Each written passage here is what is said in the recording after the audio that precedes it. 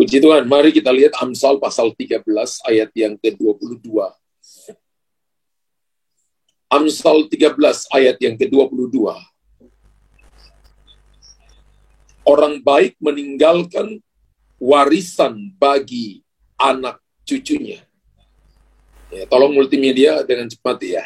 Orang baik meninggalkan warisan bagi anak cucunya, tetapi kekayaan orang berdosa disimpan bagi orang benar. Kita pagi hari ini akan bicara tentang warisan rohani. Dan saya berpikir, saya merenungkan bahwa ini menjadi sesuatu yang sangat penting, saudara ya. Kita nggak boleh sampai lupa atau meniadakan hal ini. Kenapa? Karena Alkitab berkata orang baik meninggalkan warisan bagi anak cucunya. Berarti ada orang yang tidak meninggalkan warisan bagi generasinya yang nanti akan datang. Ada orang yang lupa bahwa ternyata ada hal yang harus kita siapkan, ada hal yang harus kita latih, ada hal yang harus kita berikan kepada anak-anak kita. Sehingga satu waktu nanti mereka menerima yang namanya legacy atau warisan rohani itu. Sama halnya dalam perlombaan lari, terutama lari estafet, saudara ya. Selain yang dibutuhkan kecepatan, berlari, tapi setiap anggota tim, hal yang paling sangat krusial di situ adalah proses pemindahan tongkat estafet dari pelari terdahulu kepada pelari berikutnya. Ini disebut dengan passing on the button, melepaskan tongkat estafet kepada pelari berikutnya. Dan kalau kegagalan dalam proses ini terjadi, maka itu akan menyebabkan yang pertama kekalahan, diskualifikasi, dan membuat keseluruhan pertandingan itu akan menjadi sebuah cerita yang sangat tidak bagus bagi pertandingan itu. Nah, dalam kehidupan ini pun, dalam kehidupan kita juga berlaku, terjadi perpindahan kehidupan dari generasi ke generasi. Ingat, kita tidak hidup selamanya di muka bumi ini ya Bapak Ibu ya. Kita hidup dalam jangka waktu yang singkat. Kalau kita sudah berkeluarga, maka kita punya anak-anak. Sebagai pemimpin rohani, seperti gembala, maka ada orang-orang yang di bawah dia yang harus dia latih. Ya. Sehingga ketika satu waktu generasi yang satu tidak ada, generasi yang lain bisa melanjutkan. Kegagalan orang tua dalam meneruskan legasi ini atau warisan rohani ini kepada anak-anaknya itu menyebabkan kesulitan. Bahkan kegagalan untuk generasi-generasi berikutnya. Karena itu saya ingin share tentang bagaimana warisan rohani ini bisa sampai kepada generasi yang akan datang. Karena saya percaya bahwa generasi yang baru membutuhkan pijakan yang kuat, landasan yang kuat, sebagai langkah awal kehidupan mereka. Amin. Dan hal ini seharusnya didapat dari generasi sebelumnya. Jadi kita sebagai orang tua, entah itu orang tua papa mama atau orang tua rohani, harus mempersiapkan generasi yang baru dengan sungguh-sungguh. Kalau kita punya kesempatan untuk dipercayakan 10 orang, 12 orang sebagai gembala-gembala FC, di FC kita dipercayakan menjadi pemimpin, mungkin di kantor kita menjadi supervisor atau menjadi manajer, menjadi area, menjadi direktur. Saudara dan saya harus mempersiapkan orang lain, karena tidak mungkin Bapak Ibu dan saya ada di situ selamanya. Kita harus mempersiapkan generasi berikutnya, ya, sehingga ketika tongkat estafet dilepaskan kepada mereka, mereka punya pijakan yang kuat, mereka punya dasar yang kuat untuk sebuah awal kehidupan, untuk mereka jalani, untuk mereka juga nanti akan mempersiapkan generasi-generasi yang akan datang. Dan saya percaya bahwa bila kita sebagai orang tua, entah itu orang tua atau orang tua rohani, tidak mengerti dengan baik apa yang menjadi peran dan tanggung jawabnya, saya percaya tidak mungkin anak-anak dapat memaksimalkan potensi dalam dirinya. Bahkan sulit untuk mereka menggenapi rencana Allah di dalam diri mereka. Karena itu, saudara, warisan rohani ini harus menjadi fokus semua saudara dan saya. Semua kita harus menjadi fokus. Dan saya percaya bahwa peran orang tua sangat menentukan keberadaan seseorang, terutama seorang anak di kemudian hari. Anak-anak yang kita punya hari ini, para pekerja yang kita punya hari ini, ditentukan oleh orang tua rohani. Apakah saudara dan saya menjadi orang tua yang baik ataukah tidak?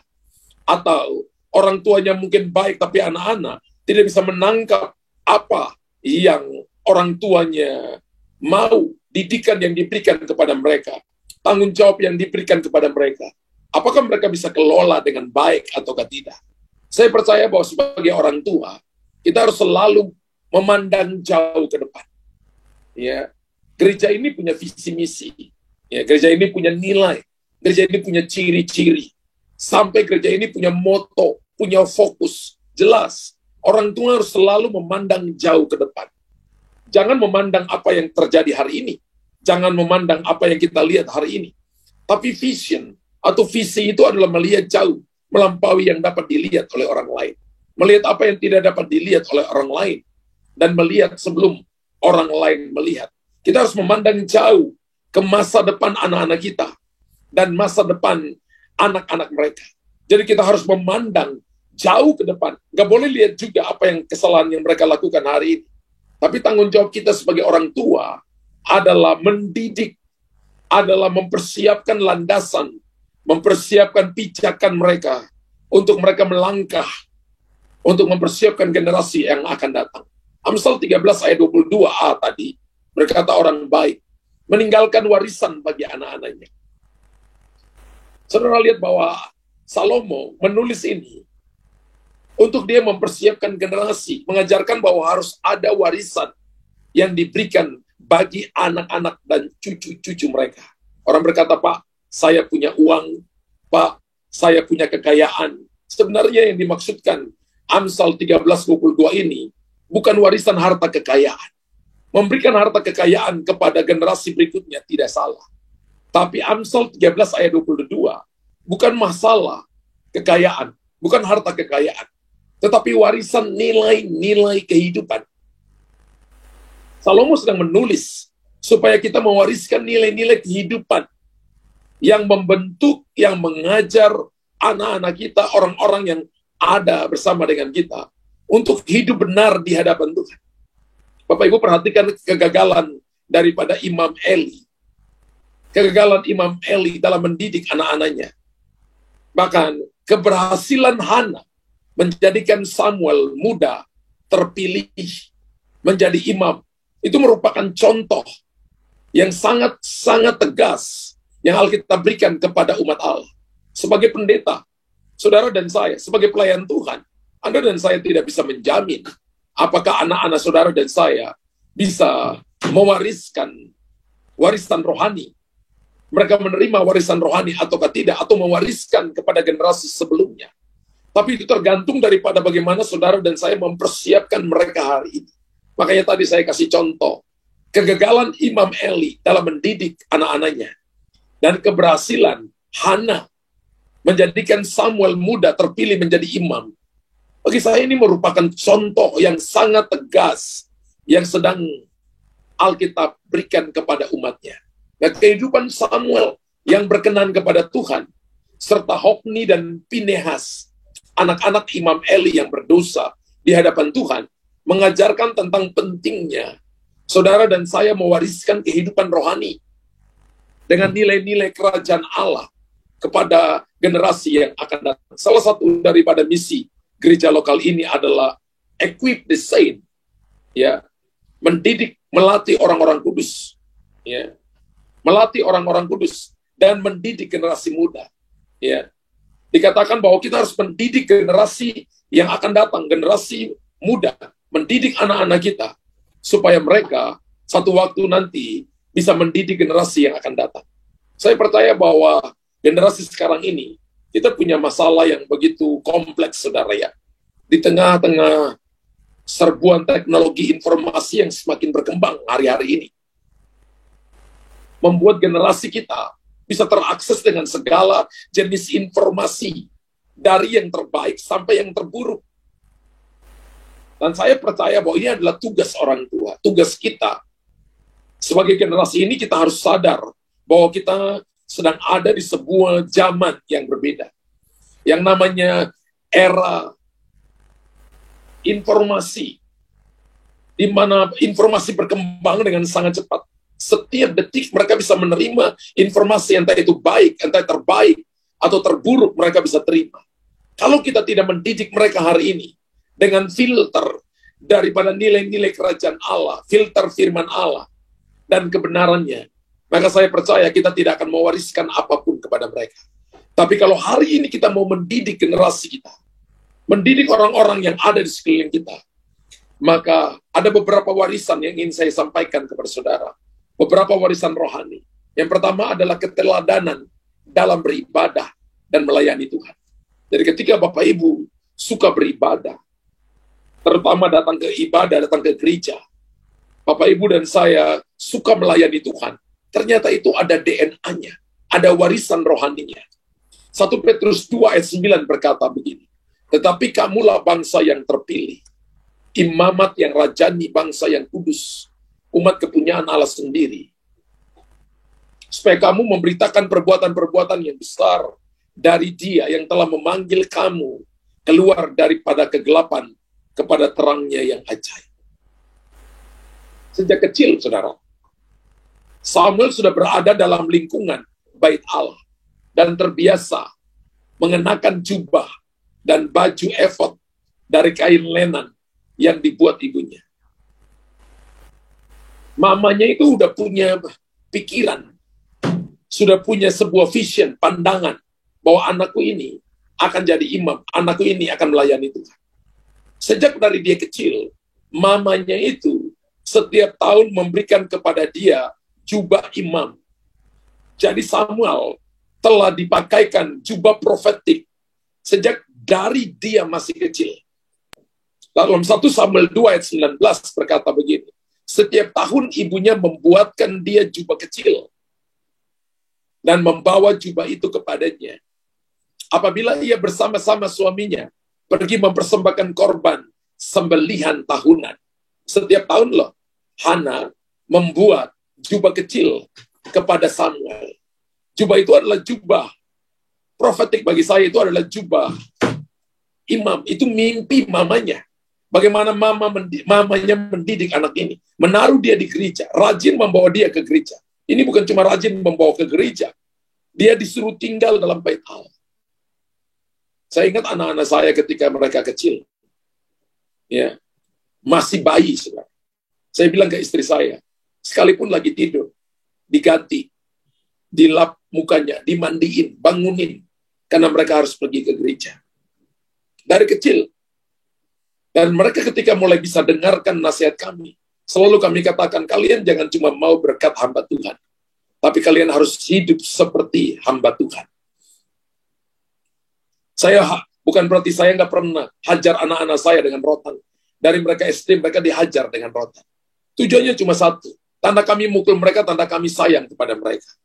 Tapi ketika mereka SMP, saya katakan, Papa buang rotan kalian, mulai hari ini kalau ada apa-apa kita bicara, karena bagi Papa kalian sudah mulai besar, dan kita ngomong. Mulai tanamkan dasar, mulai tanamkan tentang bagaimana mereka hidup benar di hadapan Tuhan. Ketika mereka sudah kuliah, saya selalu berkata, Papa dulu juga kerja. Kalau kalian mau kerja, silakan kalian kerja. Ya. Tapi saya lihat anak-anak saya, mereka memutuskan hari ini saya lihat mereka memutuskan, kami mau melayani Bapak. Ya silakan, Papa dan Mama tidak pernah maksa kalian untuk jadi full time atau melayani ikut Papa dan Mama. Kalian bisa melayani di dunia marketplace, kalian bisa melayani di dunia politik, di dunia militer. Bahkan kedua anak saya tawarkan, maukah kalian ikut AKABRI? Boleh, Papa izinkan. Karena dulu Papa ikut, tapi Papa nggak tembus. Papa nggak lulus. Kalau kalian mau ikut, nggak mau. Kalau kalian mau ikut, silakan. Saya nggak pernah ajarkan mereka untuk mereka harus full time. Tapi saya percaya bahwa warisan rohani itu turun. Pelayanan itu ada DNA-nya. Alkitab berkata begini, mencatat setiap tahun secara rutin, ibunya memberikan jubah imam kepada anaknya. Ketekunan dan kesungguhan dari seorang ibu yang menginginkan anaknya tumbuh menjadi seorang pelayan Tuhan. Hasilnya, Alkitab katakan Tuhan justru memilih Samuel menjadi imam dibandingkan dengan kedua anak imam Eli sendiri, yaitu Hofni dan Pinehas. Bapak Ibu perhatikan baik-baik. Hari ini mungkin saudara dan saya tidak punya titel pendeta, tapi Anda melayani sungguh-sungguh. Anda tidak lulusan seminari atau sekolah teologi, tapi Anda melayani sungguh-sungguh. Anda suka datang beribadah. Anda mendidik anak-anakmu sehingga mereka takut akan Tuhan. Mereka melakukan kebenaran, memakaikan kepada mereka jubah. Ya, mungkin Anda pakaikan jas kepada dia untuk pergi ke gereja. Ketika pergi ke gereja dipakaikan jas. Anda membayangkan satu waktu nanti dia jadi hamba Tuhan. Dia jadi pendeta. One day, kerinduan hatimu itu adalah juga kerinduan Tuhan. 1 Samuel pasal 2 ayat 26 berkata, tapi Samuel yang muda itu semakin besar dan semakin disukai, baik di hadapan Tuhan maupun di hadapan manusia. Alkitab katakan Samuel yang muda itu semakin besar, semakin disukai, baik di hadapan Tuhan maupun di hadapan manusia. Samuel boleh muda, tapi dia disukai di hadapan Tuhan. Bahkan teman-temannya, saudara-saudaranya, orang lain menyukai dia. Saudara, didik anak-anakmu supaya mereka disukai di hadapan Tuhan. Amin. Ada banyak orang yang mencari disukai di hadapan manusia. Ya, dia kerja dengan sungguh-sungguh, bukan berarti nggak boleh kerja. Tapi dia nggak mau ibadah. Dia malas berdoa, malas ibadah, nggak punya waktu pribadi dengan Tuhan. Dia nggak cari perkenanan di hadapan Tuhan. Nggak cari kasih sayang Tuhan lebih dulu. Hidup itu harus seimbang. Kalau Bapak Ibu dengarkan khotbah kemarin, penyesatan itu terjadi karena kita tidak mengajarkan jemaatnya dalam keseimbangan. Pengajaran itu harus seimbang, ngajar kasih karunia, tapi kita juga ingatkan ada murka Tuhan. Ada berkat, ada kutuk. Amin. Kita harus ajarkan keseimbangan supaya kita tidak tersesat. Burung itu kalau punya satu sayap, maka dia nggak bisa terbang, dia akan muter-muter. Alkitab berkata bahwa Samuel yang muda itu semakin besar, makin disukai baik di hadapan Tuhan maupun di hadapan manusia. Kenapa? Karena Samuel punya pijakan awal. Samuel punya langkah awal sebagai seorang imam melalui kesetiaan ibunya. Ketika orang tua setia, papa mamanya setia, maka itu adalah pijakan awal untuk generasi kita melangkah maju ke depan. Sedangkan Hofni dan Pinehas kehilangan pijakan itu dikarenakan sikap ayahnya yang hanya mempedulikan jabatan, mempedulikan fasilitas sebagai imam, serta dia menghormati anak-anaknya lebih daripada menghormati Tuhan. Saya katakan kepada orang tua, jangan sampai kita menghormati anak-anak kita lebih daripada kita menghormati Tuhan. Amin. Karena ini adalah Imam Eli, saya juga mengingatkan diri saya. Sehingga saya tidak boleh sampai memperlakukan anak-anak lebih daripada mencari hormat yang dari Tuhan. 1 Samuel 2 ayat 29 berkata begini, mengapa engkau memandang dengan loba kepada korban sembelihan dan korban sajianku yang telah kuperintahkan? Dan mengapa engkau menghormati anak-anakmu lebih daripada menghormatiku? Sambil kamu menggemukkan dirimu dengan bagian yang terbaik dari setiap korban sajian umatku Israel. Nanti kalau Bapak Ibu baca ayat 30-31, Tuhan berkata, sedianya, awalnya, kedudukan imam itu akan turun kepada anak-anakmu dan tidak akan pernah beranjak daripada engkau. Tapi Tuhan berkata, tapi jauhlah hal itu daripadaku. Ayat 30 berkata, sebab itu demikianlah firman Tuhan Allah Israel, sesungguhnya aku telah berjanji keluargamu dan kaummu akan hidup di hadapanku selama-lamanya. Artinya, dia punya anak, dia punya cucu, dia punya cicit, generasi-generasi yang akan datang. Tapi sekarang, demikianlah firman Tuhan, jauhlah hal itu daripadaku. Ingat bahwa janji Tuhan itu bersyarat. Kalau kita tidak hidup setia di hadapan Tuhan, bisa-bisa janji itu ditarik dari kita. Jauhlah hal itu daripadaku. Sebab siapa yang menghormati aku akan kuhormati. Tapi siapa yang menghina aku akan dipandang rendah. Dengan jelas Alkitab mengajarkan kepada kita, kesetiaan kita kepada Tuhan menjadi pijakan awal untuk anak-anak kita akan semakin berkembang. Saudara jangan lihat bahwa kalau hari ini anak-anakmu berhasil dalam pekerjaan, maka itu sudah sebuah keberhasilan. Itu satu sisi. Anda harus mengajarkan mereka warisan rohani, supaya mereka rajin ibadah. Dan itu mulai dari orang tua. Ingat bahwa anak-anak itu lihat contoh orang tua. Kalau orang tua malas bangun doa pagi, maka anak-anak akan ikut. Tapi kalau orang tua rajin bangun doa pagi, lama-lama anak-anak terbiasa. Terbiasa bangun untuk berdoa. Kalau orang tua rajin ibadah, anak-anak akan ikut. Anda sedang menaruh landasan kesetiaan, tanggung jawab, contoh kehidupan, sehingga satu waktu nanti anak-anak mau ikut. Contoh Hana, setiap tahun dia memberikan jubah kecil sebagai sebuah tindakan iman bahwa anaknya harus jadi hamba Tuhan. Haleluya. Demikian juga Yusuf dan Maria. Kalau kita belajar, setiap tahun selalu membawa serta Yesus pergi ke Yerusalem pada hari Paskah. Setiap tahun, dari masih bayi sampai bertumbuh remaja, selalu dibawa pergi ke Yerusalem, ke rumah Allah. Ada yang berkata, Pak, karena anak saya belum bangun, maka saya nggak ke gereja. Saya percaya, saya tahu itu didikan yang keliru. Bapak Ibu harus ubah. Ya, saya nggak usah contoh orang lain, contoh keluarga kami, contoh anak-anak saya. Dari kecil sih. Lagi tidur, anak-anak kan ada kalanya malam nangis, paginya itu masih tidur. Dibawa, dimandiin, tidur lagi, dibawa sama susternya. Datang ke gereja, ditaruh dalam box, enggak apa-apa. Mereka terbiasa dengar firman, mereka terbiasa dengar pujian penyembahan dari kecil. Dan hari ini mereka sudah besar, mereka sudah dewasa. Saya katakan satu waktu, kalau kamu berkeluarga dan punya anak, jangan sampai alasan anak kamu nggak ibadah. Dulu kalian kecil, papa dan mama bawa pergi ibadah. Ya. Lukas pasal 2 ayat yang kelima, firman Tuhan berkata, demikian juga Yusuf, pergi dari kota Nazaret di Galilea ke Yudea, ke kota Daud yang bernama Bethlehem, karena ia berasal dari keluarga dan keturunan Daud, supaya didaftarkan bersama-sama dengan Maria tunangannya yang sedang mengandung. Dari dalam kandungan sudah rajin ibadah. Ketika Yesus kecil pun dibawa datang ke Yerusalem setiap tahun. Ingat bahwa kesetiaan dan kesungguhan orang tua dalam ibadah dan waktu-waktu persekutuan dengan Tuhan secara pribadi menjadi teladan hidup bagi anak-anak. Itu adalah nilai-nilai rohani yang kita wariskan kepada anak-anak kita. Amin. Dan nilai ini lebih berharga daripada Anda punya uang. Nilai ini lebih berharga daripada prestasi. Nilai ini lebih berharga daripada kedudukan yang Anda punyai saat ini.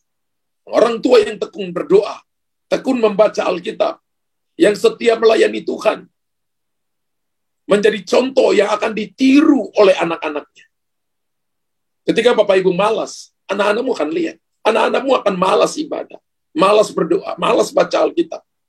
Jangan suruh anakmu malas baca, suruh anakmu rajin baca Alkitab, tapi kita malas. Tapi kalau kita menunjukkan contoh dalam ketekunan, dalam kesungguhan kepada mereka, dalam ibadah, dalam persekutuan, kan kita bicara warisan rohani. Kan saya tidak bicara tentang warisan memberikan uang, no, saya bicara warisan rohani. Maka itu teladan hidup, anak-anak kita akan mengikuti kita.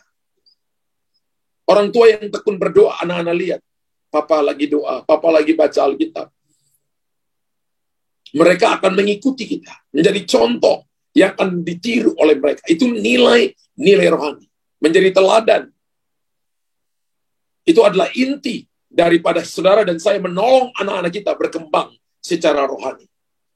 Satu waktu anak perempuan saya ngomong kepada mamanya, Mama, kita jangan diomelin terus, tapi Mama dan Papa jadi contoh aja, kita pasti akan ikuti.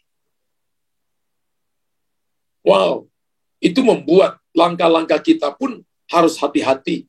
Karena anak-anak kita udah gede, ngomongnya udah gitu. Mama dan Papa udah gak usah ngomongin kita banyak. Jadi contoh aja kita pasti ikut. Makanya tadi saya katakan menjadi teladan adalah inti daripada kita menolong anak-anak kita untuk berkembang secara rohani. Hari ini kalau Bapak Ibu malas ibadah, Bapak Ibu malas doa, malas baca Alkitab, Bapak Ibu malas bangun pagi untuk berdoa, gereja ini melatih Bapak Ibu dan saya, kita punya mujizat pagi, melatih kita, untuk kita melatih diri, untuk bangun pagi berdoa bersama-sama. anak-anak kita akan lihat kita. Kalau kita sudah tidak pernah bangun pagi berdoa, anak-anak kita sulit mengikuti. Kalau mereka nggak temukan teman-teman yang punya kehidupan gaya hidup, suka ibadah, suka doa, mereka nggak punya sebuah teladan yang untuk mereka ikuti. Karena begini, anak-anak mengamati kita ketika kita sama sekali tidak menyadarinya. Anak-anak mengamati kita, mencatat di pikiran mereka, mencatat di dalam hati mereka setiap rinci dari sikap dan tindakan kita. Bapak Ibu jangan pikir bahwa mereka tidak memperhatikan kita. Mereka ikuti kita dengan mata. Apa yang kita lakukan. Dengan rinci mereka catat. Kalau hal-hal rohani, Bapak, Ibu, dan saya tidak taruh menjadi sebuah pijakan untuk mereka berpijak. Mereka nggak dapat apapun. Dan saya percaya bahwa seringkali tindakan dalam hal ibadah itu jauh lebih efektif dibandingkan dengan perintah untuk beribadah. Kalau Bapak, Ibu, dan saya duduk, ada kalanya pagi-pagi saya udah bangun, ya main gitar. Ada kalanya nggak panggil saudara anak. Mereka dengar bunyi gitar aja, mereka udah bangun. Dari awalnya dipanggil-panggil, ayo ibadah, ayo ibadah. Tapi sekarang dengar gitar aja, mereka udah bangun. Ada kalanya panggil juga. Kalau sudah main gitar, sudah 1-2 lagu nggak bangun, ada kalanya perintah juga. Iya, ada kalanya perintah juga. Ada kalanya kalau papanya nggak bisa, mamanya. Kalau papanya, ayo, Aceh bangun, kakak bangun. Suaranya pelan. Ya, tapi kalau mama datang, oh, belum bangun ya. Ya. Kalau misalnya sudah nyanyi 2-3 lagu, sudah diteriakin. Ya. Tujuannya cuma satu. Ya. Kita mau jadi teladan. Ya, memang tidak sempurna. Kita sebagai orang tua nggak sempurna. Tapi ada bagian-bagian yang kita bisa jadi contoh. Kita bisa jadi contoh bagi mereka. Dan Paulus juga menekankan, menulis kepada Timotius, bahwa dalam 2 Timotius 1 ayat yang ke-5, di 2 Timotius 1 ayat yang ke-5, sebab aku teringat akan imanmu yang tulus ikhlas, yaitu iman yang pertama-tama hidup di dalam nenekmu Lois, dan di dalam ibumu Eunike, dan yang aku yakin hidup juga di dalam dirimu. Bapak Ibu lihat, iman itu ada DNA-nya, turun dari nenek, mama, turun ke anaknya. Warisan iman itu turun dari nenek, dari mama kepada anak-anaknya. Dan saya lihat itu di mama saya, mama mertua saya. Dari orang tuanya, turun kepada mama mertua, turun kepada anak-anaknya, sekarang turun kepada cucu-cucunya. Warisan iman itu ada sudah. Warisan suka beribadah. Mama saya itu kalau pagi, dia tidak akan breakfast sebelum dia berdoa dan baca Alkitab lebih dulu. Bangunnya pagi. Haleluya. Anak-anaknya ada yang ikuti, ada yang tidak ikuti. Ya. Cucu-cucunya ada yang ikuti, ada yang tidak ikuti. Tapi kalau yang ikuti akan diberkati oleh Tuhan. Tapi warisan rohani ini turun. Ada anak-anak yang menerimanya. Haleluya. Jadi contoh, sampai hari ini umur 95 tahun. Saya percaya menjadi sebuah contoh setiap hari kalau di rumah, kalau ada anak-anak saya bilang, lihat oma itu contoh yang luar biasa. Bisa semalam-malaman kalau nggak tidur, tapi nggak ngomel, tapi jadikan itu doa. Dan orang tua harus hidup di dalam kebenaran, harus hidup dalam iman, untuk mewariskan hal-hal rohani kepada anak-anaknya. Kalau kita nggak hidup dalam iman, kalau kita nggak hidup di dalam kebenaran, kita nggak akan bisa wariskan apapun. Kita menjadi orang yang miskin secara rohani. Itu artinya orang tua jangan hanya menyuruh anak-anaknya berdoa dan membaca Alkitab setiap hari. Tapi orang tua sendiri tidak pernah melakukannya. Itu samanya nonsen. Ya. Ayo kamu ibadah, tapi orang tua malas ibadah. Ya. Pemerintah sudah mengumumkan sudah masa endemi. Ya, kalau kita ada di kota di mana ada CKF, ya datang ke kota itu. Kecuali kalau memang kita ada di tempat yang berbeda, online oke lah. Ya, tapi kalau kita ada di Jakarta, kita ada di Jabodetabek yang bisa kita jangkau, kita ada di Makassar misalnya, ayo datang. Ya. Datang supaya Bapak Ibu bisa ketemu jemaat, saling membangun, saling mendoakan. Ya. Kalau kita misalnya di kota yang berbeda, tetap kita ibadah online tetap masih ada. Haleluya. Jadi hal yang pertama, warisan yang pertama itu melalui ibadah. Ya. Melalui ibadah, melalui pelayanan. Bapak Ibu melayani, main musik, jadi singers. Bapak Ibu jadi pribadi yang suka menolong orang lain. Kita menjadi jemaat yang suka menabur, suka memberi. Itu warisan.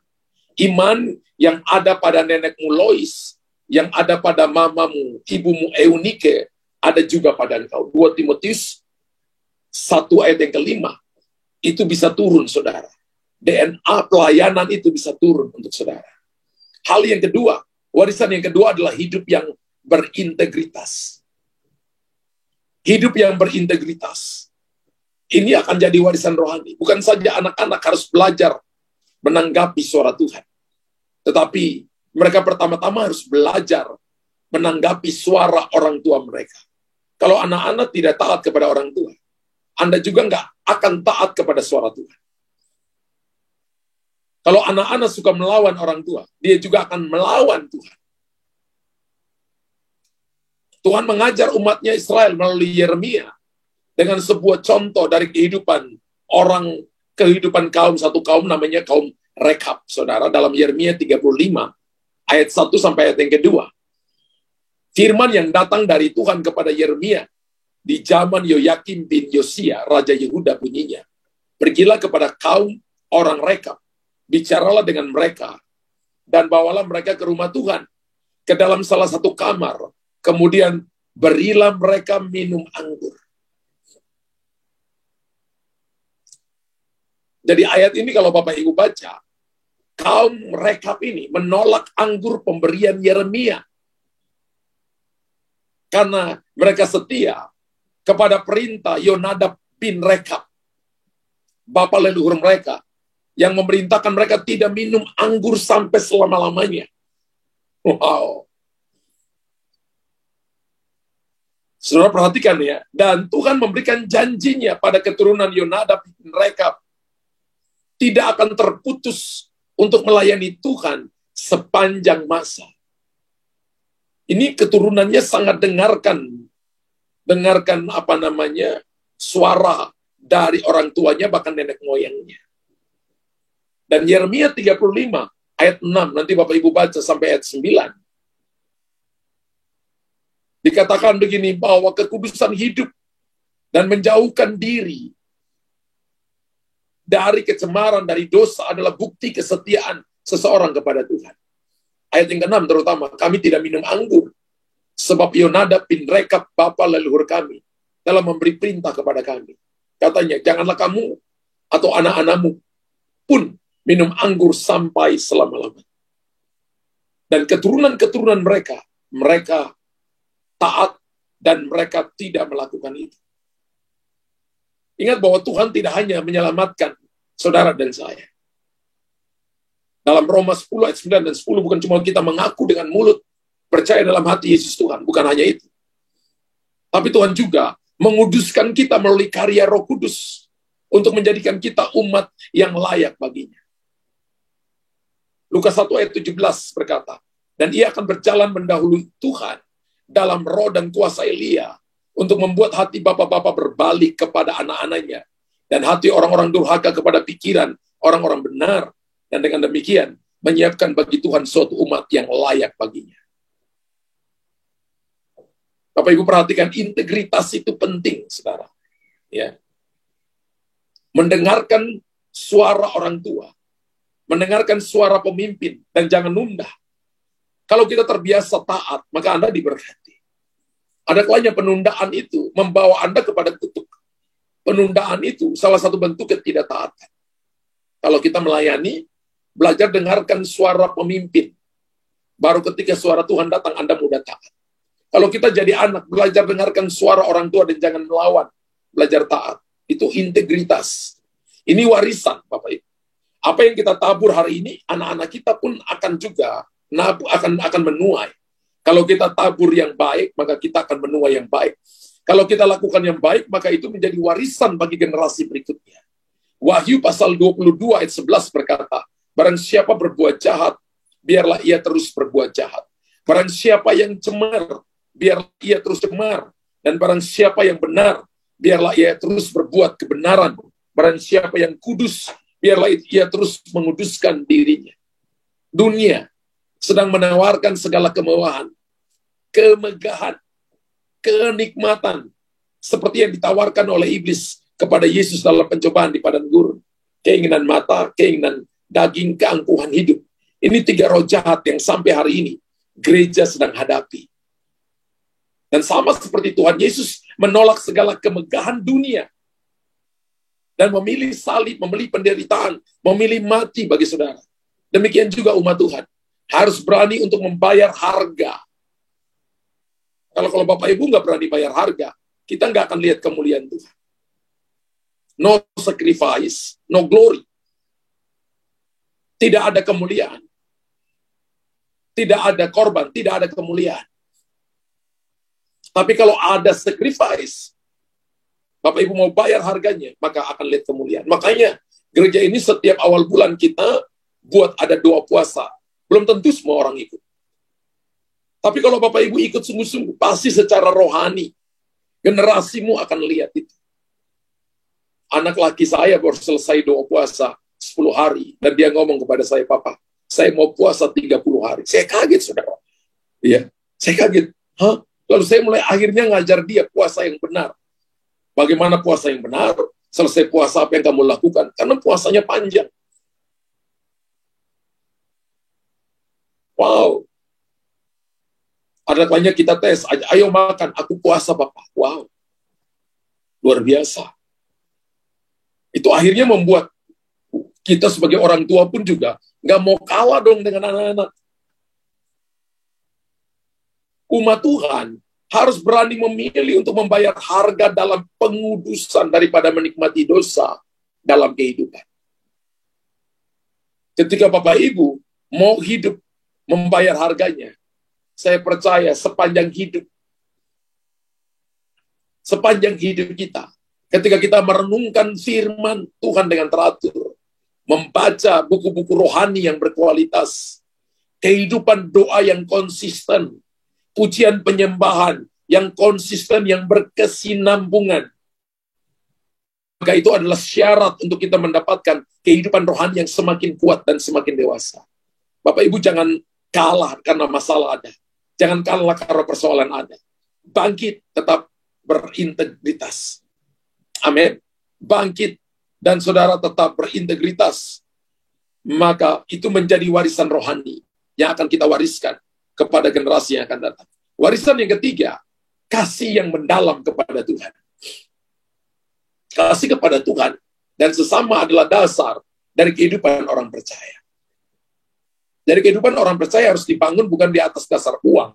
Bukan karena kemegahan, nama besar, nama baik, bukan. Tapi di atas dasar kasih. Nanti Bapak Ibu baca 1 Korintus 13. Ya, tinggal 3 hal ini, iman, pengharapan, dan kasih. Dan yang lebih besar dari antara semuanya adalah kasih. Iman dan pengharapan itu menjadi sempurna di dalam kasih. Bapak Ibu dan saya punya iman, punya pengharapan, tapi kesempurnaannya kalau di dalam kasih. Jadi kalau kita melayani tanpa kasih, mengasihi Tuhan, ya kasih itu ketika disakiti oleh orang tetap ngampuni. Kasih itu adalah ketika saudara dan saya dalam keadaan belum ada jalan keluar, belum ada jawaban, tetap Bapak Ibu melayani. Kasih itu ketika keadaan belum menjadi baik bagi saudara, Bapak Ibu tetap melayani. Itu tanda Bapak Ibu mengasihi Tuhan. Dan 2 Korintus 1 ayat 5 dan 7 berkata begitu. Dan kepada pengetahuan penguasaan diri, kepada penguasaan diri, ketekunan, kepada ketekunan, kesalehan. Dan kepada kesalehan, kasih akan saudara-saudara. Dan kepada kasih akan saudara-saudara, kasih akan semua orang. Sebab apabila semuanya itu ada padamu dengan berlimpah-limpah, kamu akan dibuatnya giat dan berhasil dalam pengenalanmu akan Yesus Kristus Tuhan kita. Tapi barang siapa tidak memiliki semuanya itu, ia menjadi buta dan picik, karena ia lupa bahwa dosa-dosanya yang dahulu telah dihapuskan. Wow. Bapak Ibu perhatikan, Tuhan Yesus memberikan perintah agung, yaitu mengasihi Allah dan sesama sebagai hukum yang terutama. Jadi sebenarnya kita punya hukum yang pertama, mengasihi Tuhan dengan segenap hati, mengasihi sesama. Dalam Matius pasal 22, ayat 3 sampai ayat 37 maksud saya, sampai ayat 38. Jawab Yesus kepadanya, kasihilah Tuhan Allahmu dengan segenap hatimu, dengan segenap jiwamu, dan dengan segenap akal budimu. Itulah hukum yang terutama dan yang pertama. Dan ingat bahwa buah roh juga. Buah roh pertama adalah kasih. Galatia 5, 22, 23. Ingat, buah roh pertama adalah kasih. Tapi buah roh ialah kasih. Kasih itu menghasilkan rasa yang lain, yang dilengkapi dan lengkap dari buah roh itu. Ketika kasih dulu, baru muncul sukacita, damai sejahtera, kesabaran, kemurahan, kebaikan, kesetiaan, kelemah lembutan, penguasaan diri. Dan Alkitab katakan tidak ada hukum yang menentang hal-hal itu. Ingat bahwa kasih itu menghasilkan rasa yang lain dan lengkap dari buah roh itu. Pelayanan, kalau kita tunjukkan dengan kasih, maka kita akan mewariskan kepada anak-anak kita. Nah, saya tutup dengan ayat ini, Wahyu 2 ayat 4 dan 5. Ingat ini bahwa Tuhan sempat mencela orang-orang yang kehilangan kasih. Namun demikian aku mencela engkau, karena engkau telah meninggalkan kasihmu yang semula. Sebab itu ingatlah betapa dalamnya engkau telah jatuh. Bertobatlah dan lakukan lagi apa yang semula engkau lakukan. Jika tidak demikian, aku akan datang kepadamu dan aku akan mengambil kaki dianmu dari tempatnya, jikalau engkau tidak bertobat.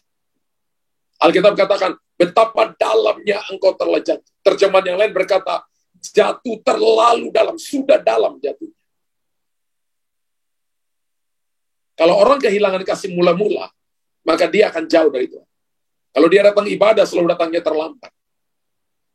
Kalau datang doa. Kalau doa, juga tidak akan doa dengan sungguh-sungguh.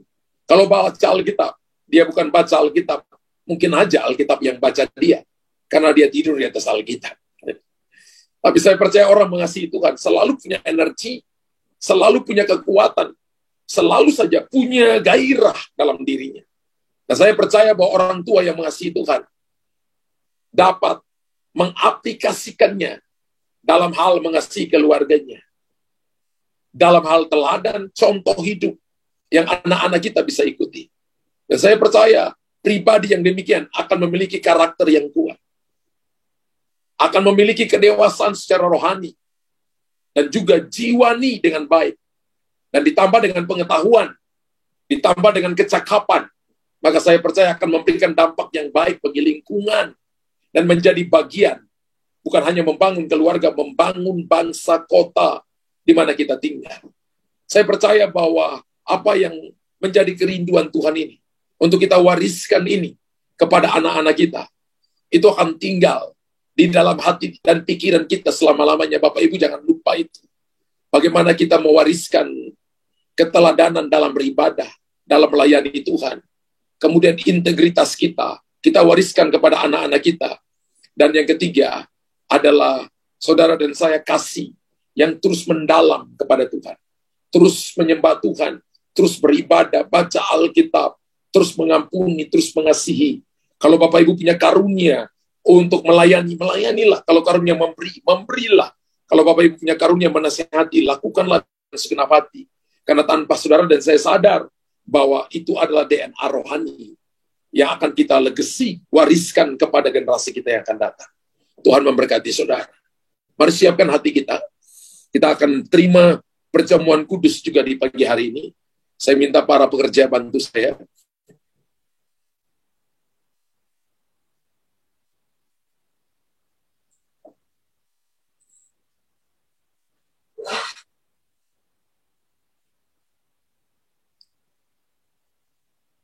Bapa di sorga, terima kasih untuk siang ini.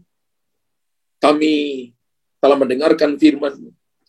Biarlah kami mempersiapkan generasi kami untuk mereka menerima warisan rohani. Sehingga generasi yang akan datang menjadi generasi yang lebih baik dari generasi sekarang. Atau generasi yang akan melipat gandakan segala yang Tuhan percayakan kepada kami. Tuhan, terima kasih untuk firman kehidupan yang Kau taruh dalam hidup kami. Kami terima kebenaran-Mu, karena kebenaran-Mu itulah yang akan memberikan kepada kami kekuatan. Dalam nama Yesus, berkati hamba-hamba-Mu yang melayani hari ini, kuduskan mereka dalam kebenaran. Firman-Mu adalah kebenaran. Dalam nama Tuhan Yesus. Haleluya. Amin.